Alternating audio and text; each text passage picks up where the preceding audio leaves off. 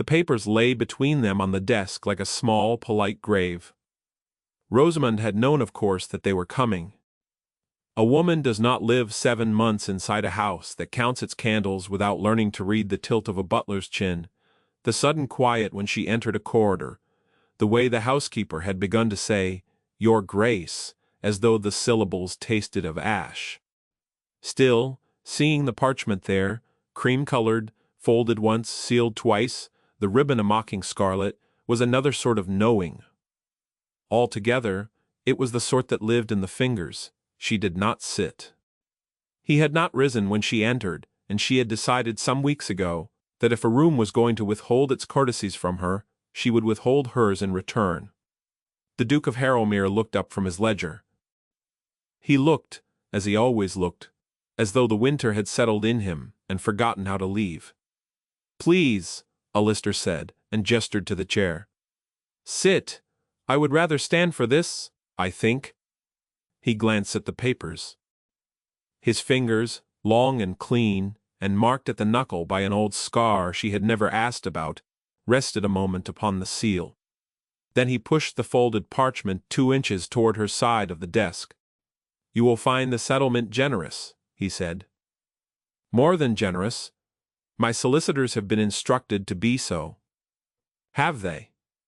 "You will not be left destitute. You will keep the London house if you wish it. There is an allowance sufficient to your rank, the rank you will retain by courtesy so long as you do not remarry." How thoughtful! He did not react to the dryness. He never did. He had, she suspected, trained himself out of reacting to anything at all somewhere in the years before she came. And it was one of the many small cruelties of this marriage that she had learned to admire the discipline of it, even as it starved her. Rosamond. The sound of her Christian name, in his voice, still could catch her in a soft place under the ribs. She hated that. She had lately been at war with it. "You are aware of the difficulty," Alistair said. "The line requires an heir. It has been made plain to me, by parties I cannot indefinitely refuse, that after 7 months, without any prospect of one, further delay would be unwise. I am told a settlement, now quietly arranged, will spare you a great deal of unpleasantness later. By whom am I to be told this? By me. And what do the parties advise, when the difficulty is not the wife?" His mouth did not move. But something in his eyes shifted, the faintest tightening, as of a curtain drawn a hair further across a lit room. "I do not take your meaning." "No," she said. "You seldom do. Stayer and no. And then? And here is the thing you must understand about Rosamond Ashcombe. For it is the whole of the story that follows." She smiled. It was not a wide smile, nor a cruel one. It was the smile of a woman who had held her breath for a very long time, and had at last decided she might permit herself the luxury of one full exhalation. It rose from somewhere beneath her stays, spread carefully across her mouth, and settled in a curve that was almost pleased. Alistair, who had spent 7 months looking at his wife with the polite, distant attention with which a man looks at a portrait hung in an unfamiliar wing of his own house, looked at her then as if he had never seen her before at all. "Are you?" he said, and stopped. "Am I what, Your Grace? Are you?" "Smiling. It appears so." "Why?" She looked at the parchment. She looked at the ribbon. She looked at the man who had on the day of their wedding, 7 months ago, kissed her hand at the altar, with the careful courtesy owed to a debt one intended to discharge as swiftly as circumstance allowed. She looked at the great cold study, with its walls of books he did not read, and its fire that burned low because Harrowmere counted its candles now, and she thought of the letter that had come to her that morning, the letter that lay even now folded very small against her breastbone, beneath the modest gray silk of her gown, and she thought, "He does not know. He does not know any of it. He has been standing in his own house with his back to the window for 7 months, and he has not once looked out. But men are slow, child. And dukes are slowest of all. And grief, when it has been permitted to keep its own house too long, makes fools of the cleverest of us. Give me the pen, Rosamond said. He hesitated. He had, she realized, with a soft interior, astonishment expected her to weep. He had prepared, perhaps, for a scene. He had steeled himself against tears, against protest, against the particular difficulty of a large woman weeping in a small chair. For such a woman, as his aunt had said within her hearing during the second week of the marriage, took up a great deal of a room even in her distress. At least the linens will be well kept. That was the aunt again, at the wedding breakfast, to a cousin who had laughed behind her fan. Rosamond had kept that one folded very small, beside the other things. She kept the pen, Alistair, she said. I should like to sign. He gave her the pen. She dipped it. The ink was black and thick. She wrote her name in the space provided, Rosamond Ann Ashcombe, in the round, unshowy hand her father had made her practice for hours in the schoolroom when she was 9, because a woman with a signature that trembled, he had said, would be robbed her whole life long by men who could read the tremble. She had not, that day at 9 years old, understood what he meant. She understood it now. She laid the pen down.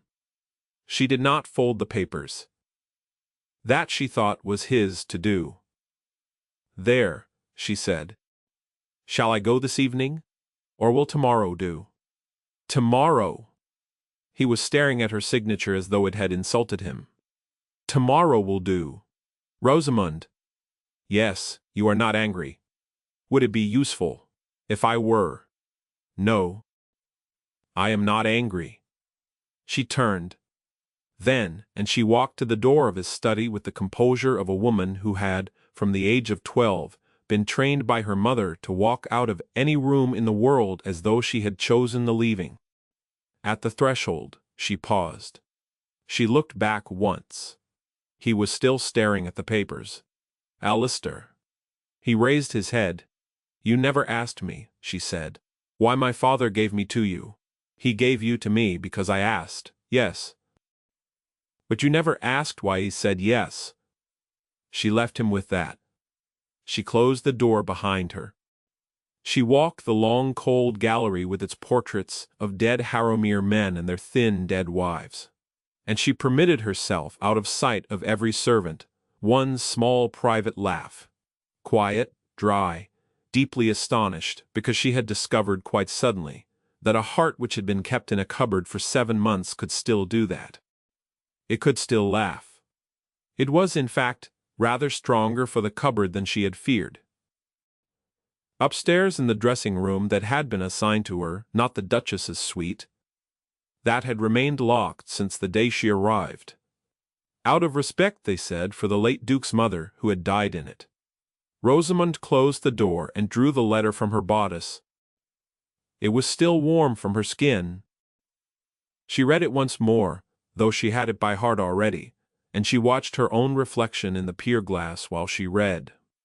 A large woman in gray, 31 years old, with brown hair pinned plainly, and a mouth her mother had called too generous for good society. The letter was from Mr. Peveril, her father's man of business. Her father had died 6 weeks ago.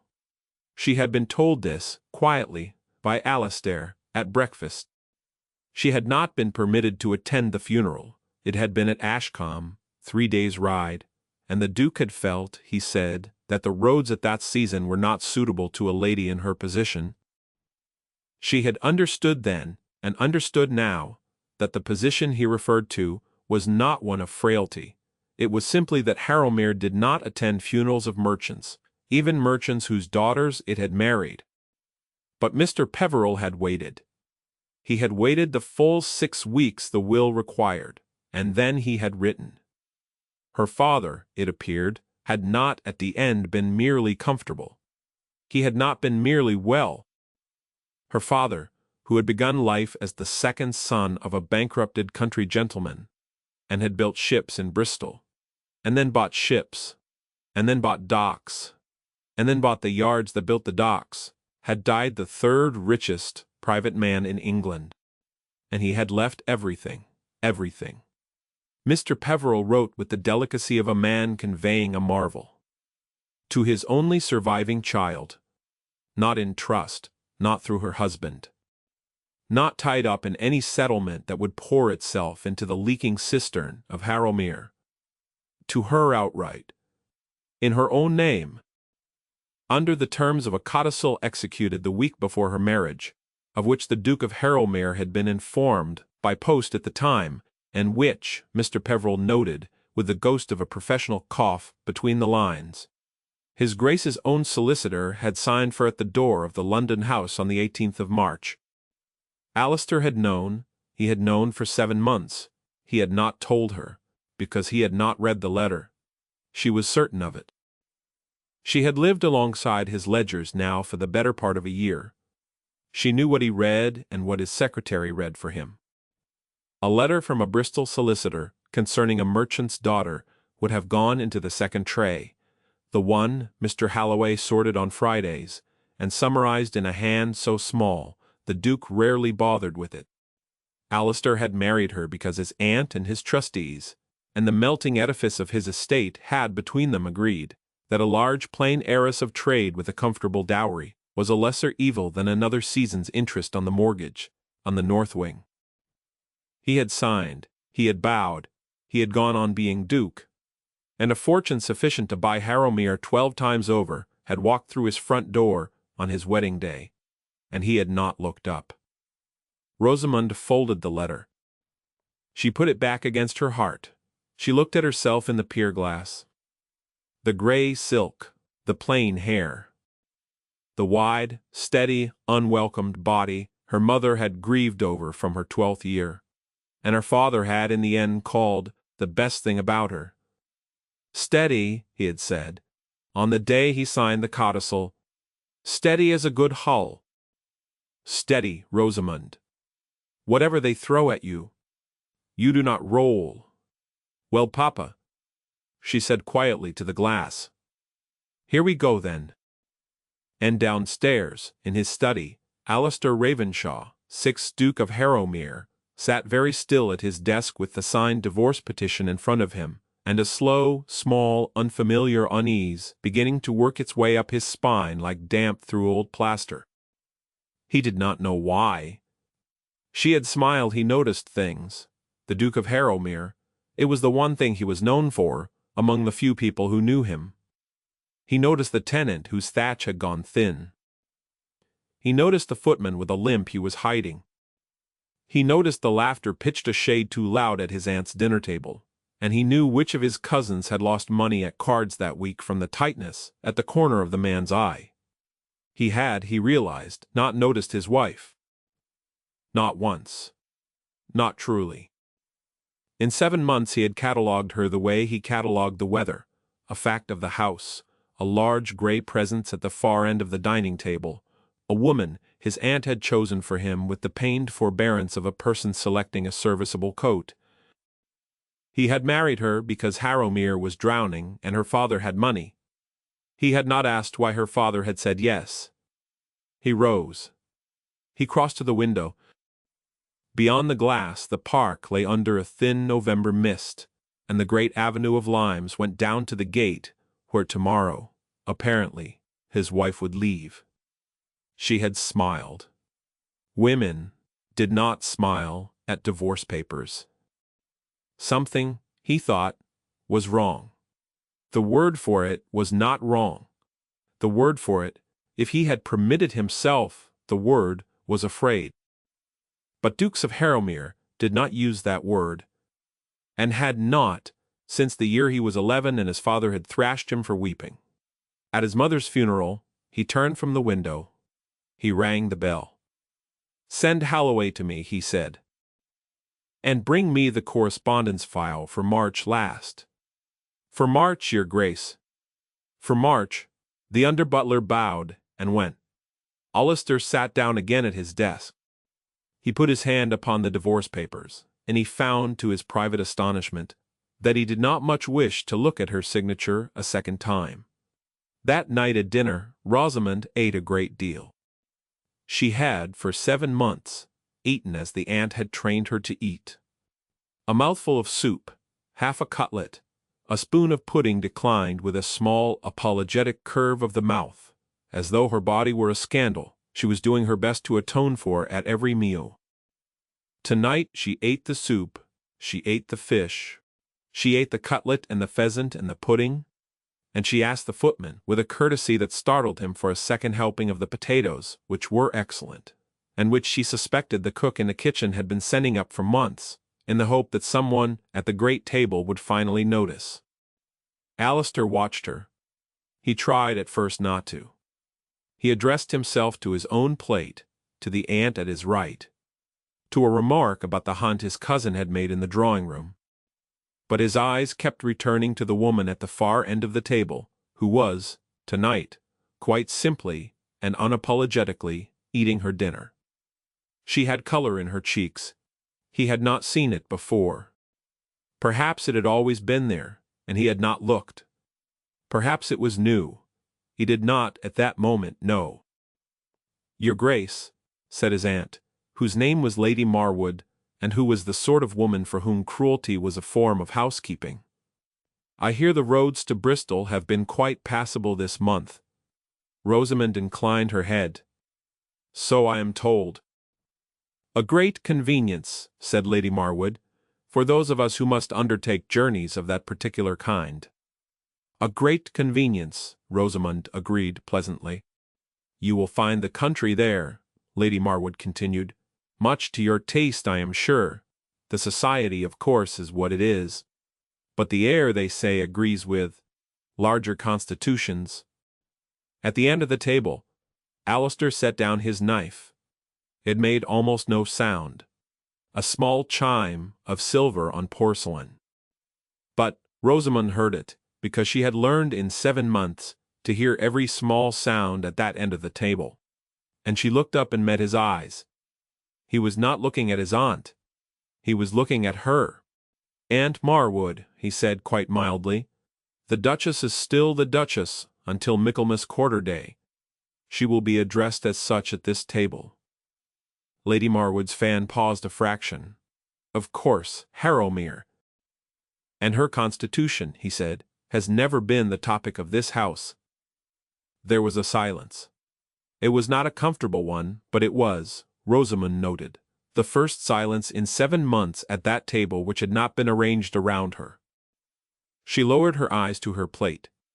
She picked up her fork. She continued, quite calmly, to eat. Something has changed in him, she thought. Something has moved. And then she thought more coolly. It is too late. Or, it said a small voice she did not recognize as her own and had not heard in a very long time. "Or? Is it, Rosamond? Are you quite sure?" She did not answer it. She ate her pudding. After dinner, when the ladies withdrew, Lady Marwood took her aside in the gallery. "You will find, my dear," she said low and rapid, "that a quiet retirement suits you far better than any attempt to prolong this business.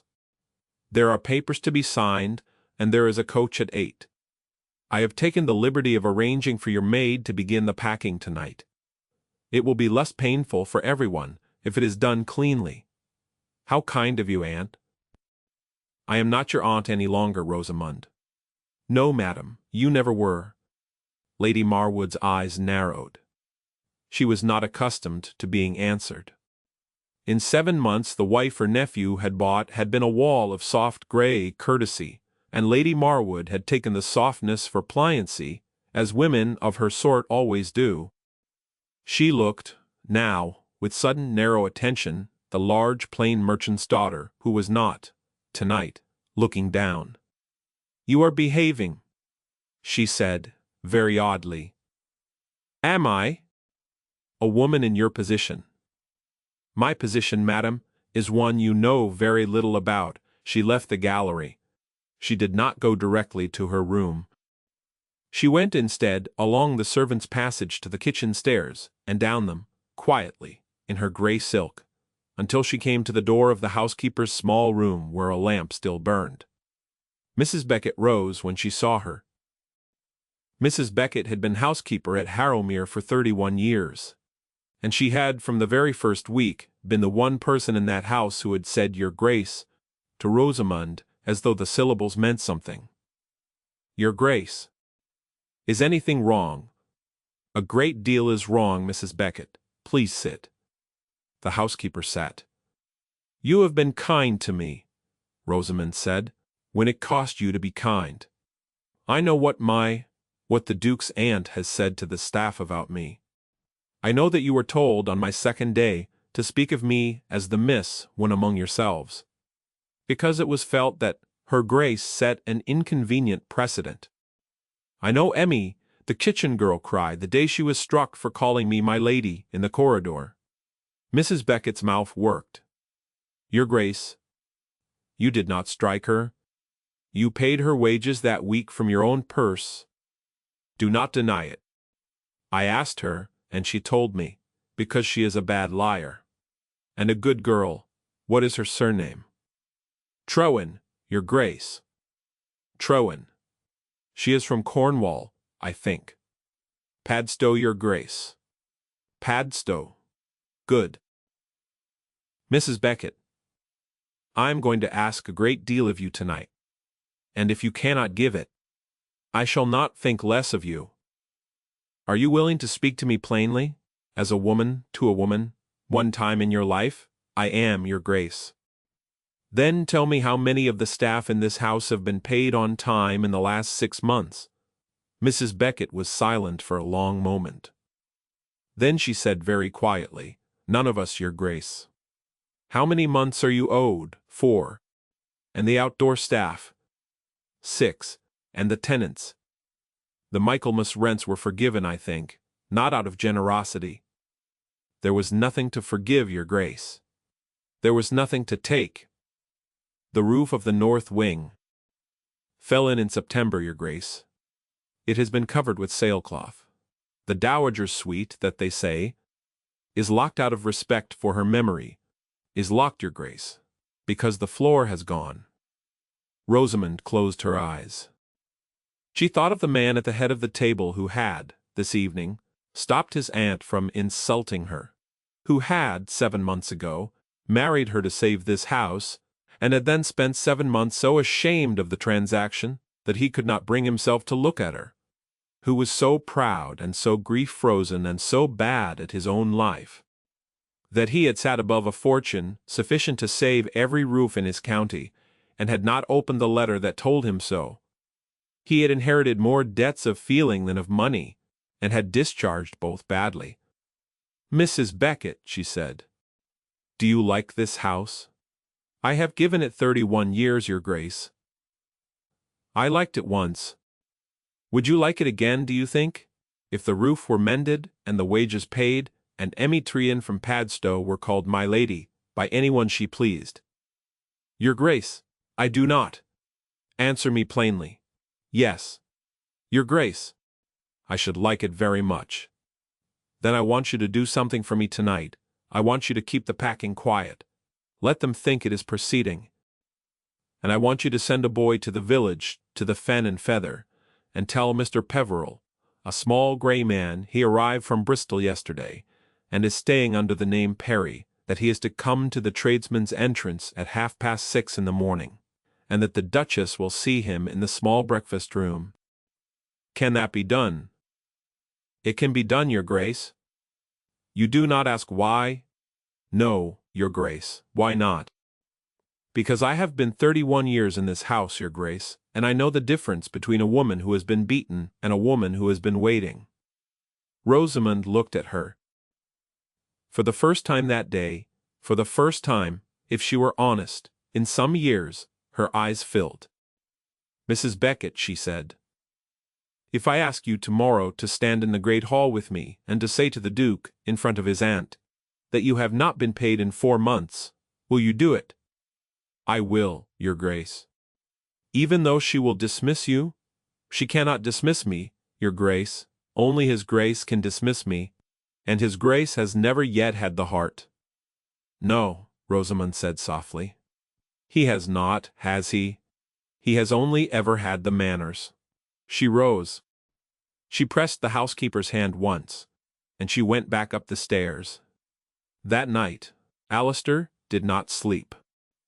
He lay in the great cold bed his father had died in, and he stared at the plaster of the ceiling, and he tried to construct an accurate portrait, in his mind, of the woman who was sleeping, or perhaps not sleeping, 3 doors down the corridor. He found he could not. He could describe her, of course. Any man could describe her. She was, as his aunt had said, with a small tight smile at the wedding, a woman of size, broad through the shoulder, full at the bust and the hip, not tall. Brown-haired, the hair worn plainly, a steady mouth, gray eyes. But those were the notes a stranger might make in a book. He tried to reach past them, to what he actually knew of her, and he found, with a slow, sick, careful astonishment, that he knew almost nothing at all. He knew that in 7 months he had never seen her cry. He knew that the maids liked her. He had not noticed at first. He noticed it now, the way little Emmy Trewin looked at her when she passed, the way Mrs. Beckett said her grace, with a straightening of the spine. He knew that she had, 3 months ago, sat up all night with the head groom's wife when the woman had lost a child, and had come down the next morning quite pale, and had said nothing about it, and that the groom had, ever since, ridden out at his stirrup with an attention he did not give the master. He knew that she read. He had not seen what. He knew that she had, at the wedding breakfast, kept her hand very steady when his aunt had made the joke about the linens. He knew nothing else. Rosamond Ann. He tried the name in his mouth. It was, he found, a good name. It was the name of a woman he had not troubled himself to meet, and she had smiled at the divorce papers. There is something wrong, he thought. There is something wrong, and I am too proud and too slow to see it, and if I do not see it before 8 tomorrow morning, I will have signed away what? That was the question. He turned it over in the dark. Signed away what, Alistair Ravenshaw? Signed away the mortgage, perhaps. Signed away the fiction of a marriage that had never quite become one. Signed away the aunt's dinner-table jokes, and the polite hell of trying to catch the eye of a woman he had never really tried to look at. Signed away, said a voice from somewhere much older and lower in him.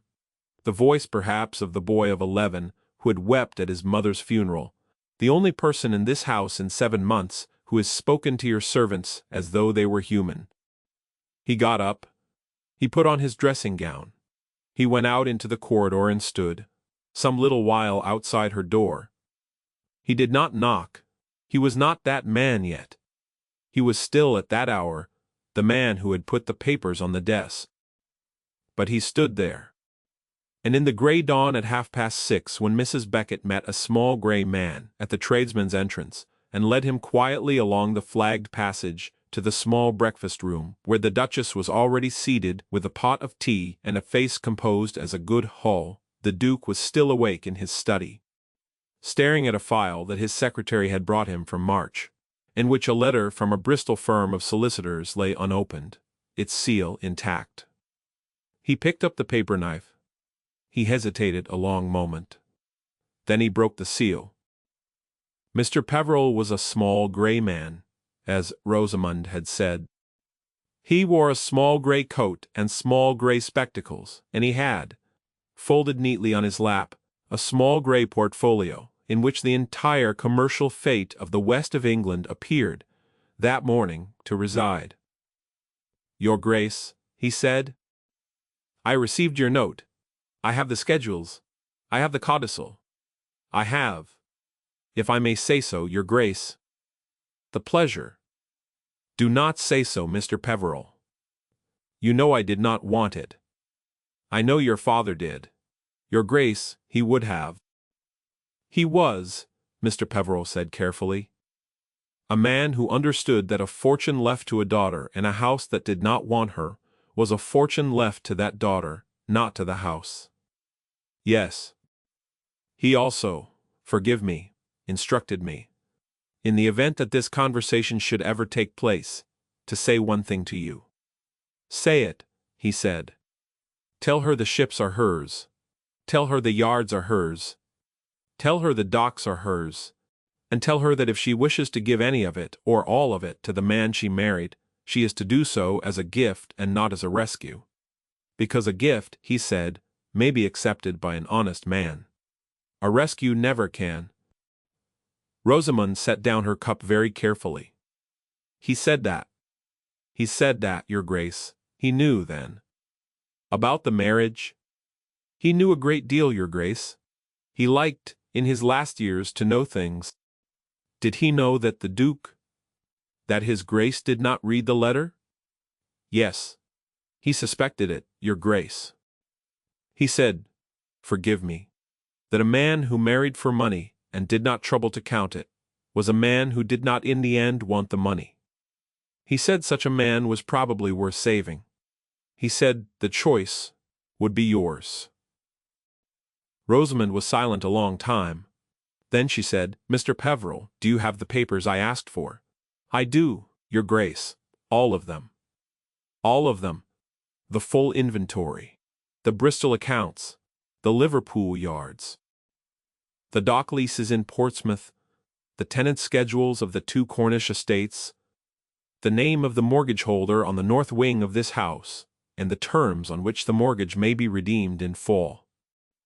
And the second document, Your Grace, the one you asked me to draw up last night. Read it to me. He read it. It was short. It was, in its way, the most extraordinary document Rosamund Ashcombe had ever heard read aloud, and it took, when spoken slowly by a small grey man in a small breakfast-room, at 6:45 in the morning, perhaps 4 minutes to say. When he had finished, she nodded once. Have it ready by 9, she said. Wait in the library. Do not be seen. When I send for you, come, Your Grace. And Mr. Peveril. Your Grace, thank you. He rose, he bowed. He said in the small, dry voice of a man who had loved her father, he was very proud of you, Your Grace. He said you had a good hole. She smiled, a real smile. This time, not the one she had given the Duke. And she said, tell him, when you see him, that I did not roll. She met Alistair on the stair. He was coming down. He was, she saw at once, not the man who had put the papers on the desk. His face was grey, and his eyes were open in a way she had not seen them, and in his hand he held a folded letter with a broken seal, and she knew exactly, as one knows the shape of one's own name, spoken in a distant room, which letter it was. He stopped when he saw her. She stopped 3 steps below him. Rosamund, Your Grace. You are dressed so early. I could not sleep, nor I. They looked at each other. He held out the letter. His hand, she saw with a small interior shock, was not entirely steady. I did not read this, he said. I did not read it. It was in the March file. My secretary, no, not my secretary. I did not read it. I should like you to know that I did not know. I do know, you know I did not know. Yes, Alistair. I have known for some hours that you did not know. Ah. He looked at the letter. He looked at her. He was, she realized, trying with the entire discipline of a life spent not showing what he felt to compose a sentence, and the sentence was not coming. She waited. She had waited 7 months. She could wait another moment. Rosamund, he said at last, the papers on my desk. Yes, I should like the opportunity. To what? To withdraw them. She looked at him a long moment. No, she said gently, I do not think so. She saw the small flinch. She saw the effort it cost him not to show it. She saw for the first time in 7 months the boy of 11 inside the Duke of 39, and she was almost sorry, but only almost. Because Rosamund Ashcombe, whatever else the world had made of her, was her father's daughter, and her father had built ships, and her father had said, "A gift may be accepted. A rescue never can. The papers stand. You will sign them. I will countersign them. They will be filed by Mr. Peveril in Bristol before the week is out. It is done. Alistair, you were right yesterday. The marriage has not answered." His face did not change. But something behind his eyes did, and it was, she thought with a small, clean pang of pity, the look of a man who has understood, several hours too late, exactly what he has thrown into the fire. "I see," he said quietly. "However—" He looked up. "However," Rosamund said, "at 11 o'clock this morning, in the great hall, before your aunt and your cousins and every member of the household who cares to attend, I should like to conduct a small piece of business with you. Not as your wife. As myself, will you grant me the room? You may have any room in this house, madam. Then I shall have the great hall. At 11, and Alistair. Yes, wear your good coat. It will be a matter of some ceremony." She went past him, up the stair. She did not look back until she had reached the landing, and when she did, he was still standing where she had left him, the broken letter in his hand, staring at nothing at all. The great hall of Harrowmere was a cold room, even in July. In November, with the mist not yet burned off the park and the fire laid, but not yet lit, and the tall windows white with damp, it was a room that took a person's breath in a slow, small toll at every sentence spoken in it. At 11 o'clock, it was full. Lady Marwood was there, of course, and her 2 daughters, both unmarried and both watching Rosamund with the fixed appraising smile of women who had counted her weight in yards of silk on the day of her wedding, and been overruling ever since. The cousin from the hunt was there. The steward was there, and beside him, at Rosamund's quiet request, the entire indoor staff. Mrs. Beckett at the front, Emmy Trewin from Padstow with her cap on straight, the footman in a solemn line, the maids in aprons. The coachman, with his hat under his arm, and mud on his boots, because he had come straight from the stables and Rosamund had wanted him to. Mr. Peveril stood at the edge of the fireplace, his portfolio under his arm. Alistair stood at the head of the room in his good coat, as she had asked. Rosamund came in last.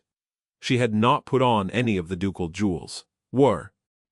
She had not, in 7 months, worn any of them. The aunt had somehow contrived that they should always be at any given moment in the possession of the aunt for safe keeping. She wore instead the same grey silk of the night before, and a single strand of pearls she had brought from Ashcombe, which had been her mother's, and which fit her because her mother, too, had been a large woman, and had lived to be 67, and had died smiling, and had lived to be 67. Rosamund had learned to smile from her mother, and it had taken her 31 years to learn it well. She stopped in the center of the hall. She looked at her husband. "Your Grace," she said, and her voice carried, easily, without effort, to every corner of that cold room. "Yesterday you gave me a set of divorce papers. I signed them. You have not yet signed them yourself. I ask you now, before these witnesses, whether you intend to." Alistair did not answer at once. He looked at her. He looked at the staff. He looked at his aunt, whose mouth had opened a very little and closed a very little. He looked at Mrs. Beckett, who was standing with her hands folded and her chin quite high. He looked back at Rosamund. "I said this morning," he said, "that I wish to withdraw them. And I said, no. Yes. So you will sign them." A silence. "I will sign them," he said, "if you require it." "I require it." He walked to the small table where Mr. Peveril had, at Rosamond's instruction, laid the papers ready with pen and ink. He signed. He signed without flourish, without hesitation, in the plain, firm hand of a man who had signed a great many disagreeable things in his life, and had learned to make his signature carry no complaint. He set down the pen. Lady Marwood exhaled softly, in triumph. "Thank you, Rosamond," said Mr. Peveril. "If you would witness the signature, and now, if I may, I should like to attend to a small matter of business." She turned to the room. "My name," she said, "is Rosamond Ann Ashcombe. I was, until this morning, Duchess of Harrowmere. I am, from this hour, once more Miss Ashcombe of Bristol. There will be some in this room who feel that this is a return to my proper station, and I do not begrudge them the feeling." Lady Marwood's mouth twitched. "My father," Rosamond continued, "died 6 weeks ago. Some of you were aware of this. Fewer of you were aware that he had, in the week before my marriage, executed a codicil to his will, leaving his entire fortune to me, in my own name, without recourse to any settlement made upon my husband. That fortune has, in the 6 weeks since his death, been fully attested and released. Mr. Peveril of Bristol will confirm the particulars of any figure. I speak, Mr. Peveril." "Your Grace, Miss Ashcombe." "How large a fortune, Mr. Peveril?" "In immediately liquid capital, Miss Ashcombe, £1,400,000. In shipping, yards, docks, and land, at conservative valuation, £3,200,000 more." The silence in the hall was, Rosamond thought, the silence of a very great many people trying at the same moment not to make the sound of a person swallowing. She let it sit. She looked, briefly, at her husband. He had not moved. His face had not changed. But she saw with the quiet certainty of a woman who had made herself, over 7 months, expert in this one man's small motions, that his hand at his side had closed once, and opened and closed again, as though he were holding something and letting it go. "Aunt Marwood," Rosamond said pleasantly, "you observed at my wedding breakfast that at least the linens would be well kept. I have kept your remark. I wish you to know that the linens of this house have not been laundered by any hand of mine, and are, in point of fact, in a state of some disrepair, because Mrs. Beckett has been obliged to make do with a laundry-maid whose wages have not been paid since June. That, however, is a matter I intend to remedy." "Rosamond." "You will not use that name, madam. To you I am Miss Ashcombe." Lady Marwood shut her mouth. Rosamond turned back to the room. She looked at the staff. Emmy Trowen was watching her with wide, wet eyes. Mrs. Beckett had not moved. "Mrs. Beckett, Miss Ashcombe. How many months are the indoor staff of Harrowmere in arrears?" 4 months, Miss Ashcombe, and the outdoor." 6. Miss Ashcombe. "You will convey to them from me that the full arrears will be paid before the week is out, from my private funds, and that a bonus equal to 1 further month's wage will be added for each, in acknowledgment of the loyalty they have shown to a house which has not, this year, deserved them." There was a sound from Emmy Trowen that might have been a sob or a hiccup. Mrs. Beckett laid a hand on her shoulder, without looking down. "Miss Ashcombe," said the housekeeper very steadily, "on behalf of the staff of Harrowmere, thank you. Do not thank me yet, Mrs. Beckett. The house needs a roof." "It does, Miss Ashcombe. So, Mr. Peveril will engage the necessary tradesmen this afternoon. The Dowager's suite will be restored. The north wing will be re-roofed before the first snow. The tenants' Michaelmas rents will be forgiven, this year genuinely, and a fund established for the repair of tenant houses on the estate. This is not a gift to the Duke of Harrowmere. It is a gift to the tenants and staff of Harrowmere, whose loyalty has been tried past bearing, and who are owed better." She paused. There will be no mortgage after Tuesday. Mr. Peveril has already begun the redemption. This, too, is not a gift to the Duke. It is a gift to the county, which has no need of another aristocratic ruin. She turned to her husband. She saw his face then, and she saw, for one moment and one moment only, what the discipline of 30 years had been shielding all this time. It was not coldness, it had never been coldness. It was the face of a boy of 11 who had been thrashed for weeping at a coffin, standing now in a room full of witnesses and being handed, by a woman he had signed away that morning, the entire fabric of his broken world made whole. "Your Grace," Rosamond said quite gently, "you married me because you were told I was a merchant's daughter, of comfortable means, and you needed a wife, and you were assured I would not be too great an embarrassment at your table. I want you to know that I understood the terms exactly. I have never held them against you. What I have held against you, and I say it now, because I shall not have another occasion, is that in 7 months, you never once asked me my mother's Christian name. You never asked what I read. You never asked whether I had a friend in the world. You did not, Your Grace, unkind me. You unnoticed me.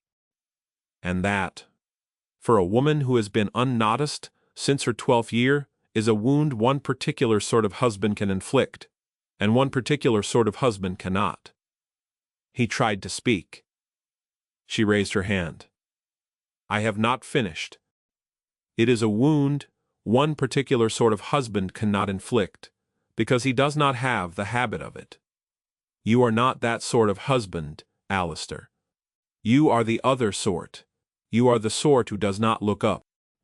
And I do not know, I truly do not know, whether that is a thing that heals or a thing that does not.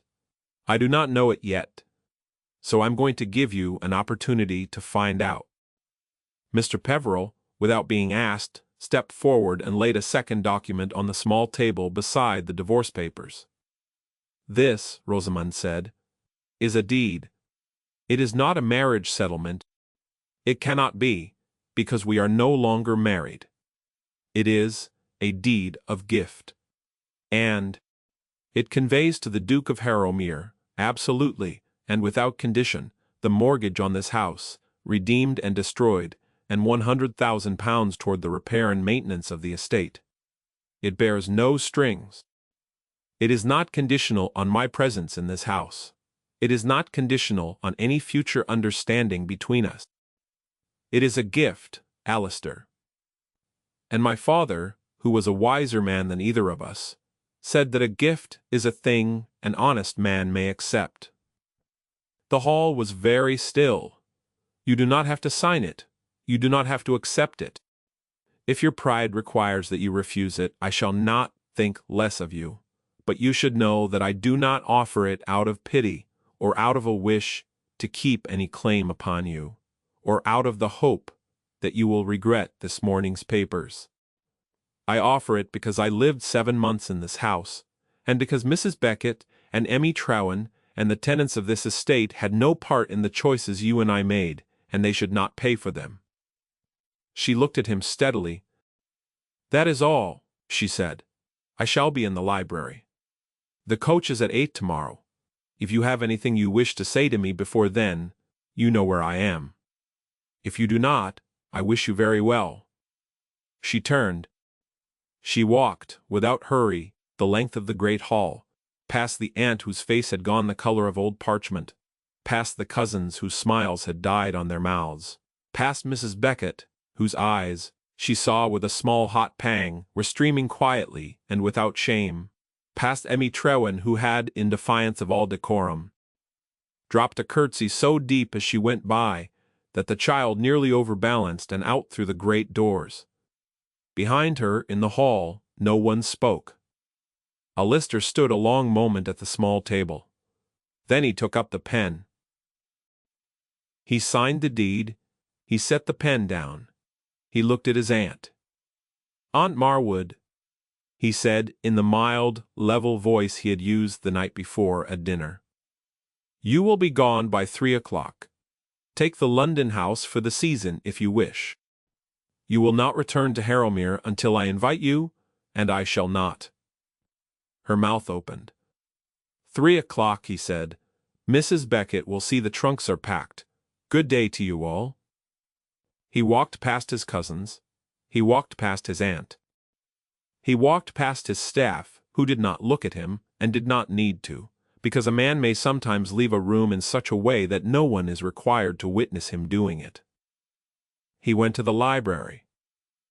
She was standing at the window, looking out at the park, at the long avenue of limes going down to the gate. She did not turn when he came in.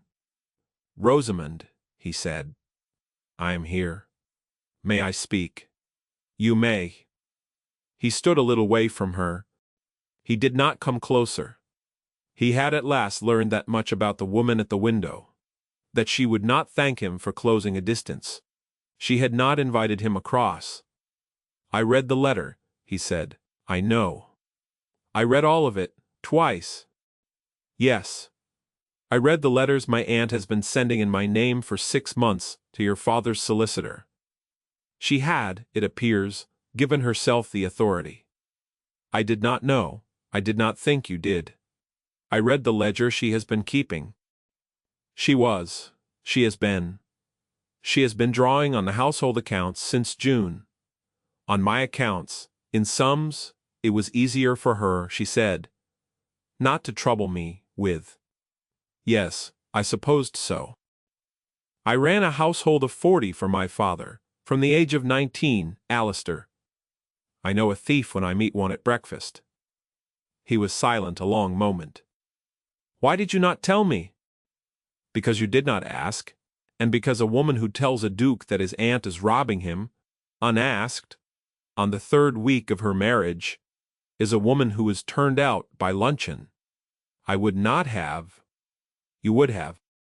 Not because you are cruel, because you would not have believed me." He accepted this. She heard him accept it, in the silence. "Rosamond. Yes, I did not marry you for the money. I know, you know. I have known for some weeks. A man who married me for the money would have counted it. You never counted it. That was the one true kindness of these 7 months, and I have kept it, though you did not know you had done it." He made a sound. It was a small sound. She did not turn to see what it was, because she had, that morning, decided that she would not turn until she was certain, and she was not yet certain. "Rosamond," he said, "I am going to say a thing to you now, and I ask that you hear it, without deciding anything by it." "May I?" "You may." "I have not, in 18 years, wept in a room where anyone could hear me. My father cured me of it at 11, and I have not since. I am not going to weep now. I want you to know that if I could, I would. I want you to know that when you were walking down the great hall a quarter of an hour ago, I understood for the first time in my life what my mother must have looked like, walking away from my father, which she did every day of her marriage in a manner too small for me to notice at the time. I understood that a person may leave a room while remaining in it, and that I have been leaving every room I have entered since I was 11 years old, and that you are the first person I have met who noticed. You noticed. In 7 months, when I did not ask you a single question, you noticed everything about me: the coat, the aunt, the letters, the mortgage, the roof, Emmy Trewen. And you kept it all, and you built a house of it in secret, and you gave it back to me this morning, made whole. I have signed the papers. I signed them because you told me to, and because you have earned the right this morning to tell me a great many more things than I ever gave you the room to tell me. But I want you to know that I do not consider you. I do not consider that anything has ended between us, unless you tell me it has. And if you tell me it has, I will accept that, because I have accepted every hard thing that has ever been said to me in my life, and I can accept this one." She was quiet. Outside the window, the mist was lifting. The limes stood clean and black against a sky beginning to turn the pale blue of a late November morning that had against expectation decided to be beautiful. Alistair. Yes, come here.